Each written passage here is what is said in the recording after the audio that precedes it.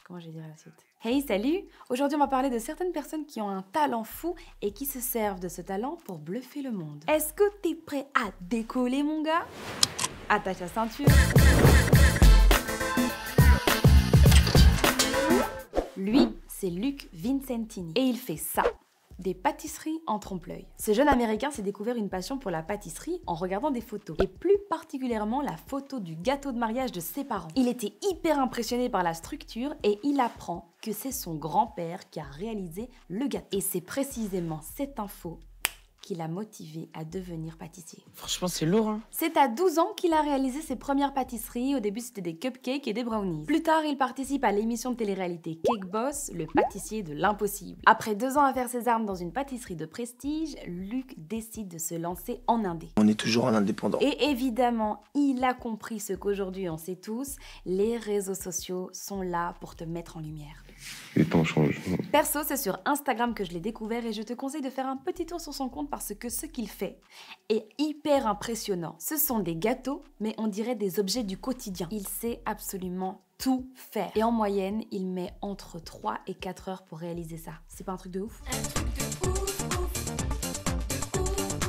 Lui, c'est Simon Beck. C'est un ancien cartographe devenu artiste. Cet Anglais maîtrise le snow art comme personne. Un jour, il s'est amusé à dessiner une petite étoile sur un lac gelé en face de chez lui. Le lendemain, il voit le résultat depuis un télésiège et il est lui-même bluffé. Oh non!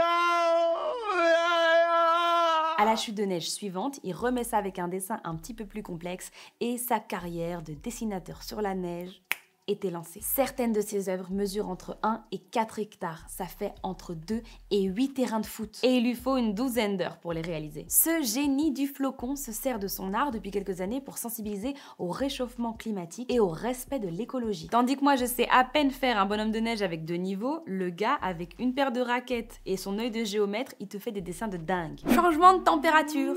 On va à la plage. Andoni Bastarica se sert de sable pour faire des sculptures ultra réalistes. Et là, on est très loin des petits pâtés de sable hyper moches qu'on faisait à la plage quand on était petit. Mais voilà, ça me faisait rire en fait.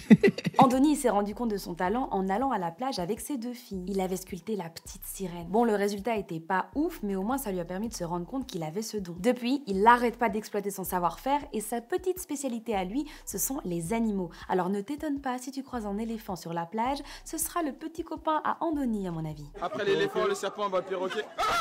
Si vous êtes comme moi, quand vous étiez petit, ou peut-être encore maintenant, vous avez certainement dû dessiner des petits dessins sur une voiture sale. Laisse tomber, frère, laisse tomber. Scott Wade, lui, il a poussé le délire un petit peu plus loin. Il appelle ça de l'art sur les voitures crades. Ouais, il est pas allé chercher le titre très loin. Au début, il faisait ça avec ses doigts et puis il a un petit peu affiné son art et maintenant il utilise des pinceaux et du caoutchouc. Aujourd'hui, Scott Wade, il vit de son art, il est embauché sur des festivals ou dans des soirées privées. Depuis que je sais ça, je vois ma voiture sale comme une œuvre d'art. Tous ces artistes que je viens de te citer, et on pourrait même ajouter Laetitia Key, l'ivoirienne qui sculpte ses cheveux pour en faire une œuvre d'art. Leur point commun, c'est que c'est un art éphémère en fait. La voiture, un jour tu vas la nettoyer ou bien elle va se salir davantage. Laetitia, elle va changer de coupe. La pâtisserie, tu vas la manger. La neige va disparaître. Le sable va se dissoudre. Toutes ces heures de travail réduites à néant. Mais est-ce que c'est pas ça l'art aussi? Voir la beauté même dans ce qui n'est pas éternel. Bah moi ça me touche en fait, ça me touche de me dire que finalement ce que je suis en train de regarder, ça pourrait un jour disparaître, donc tu le regardes encore avec plus d'intensité. Juste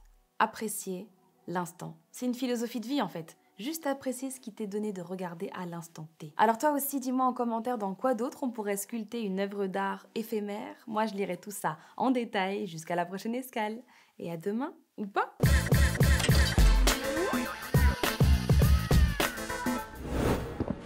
Move Radio, Hip Hop Nation.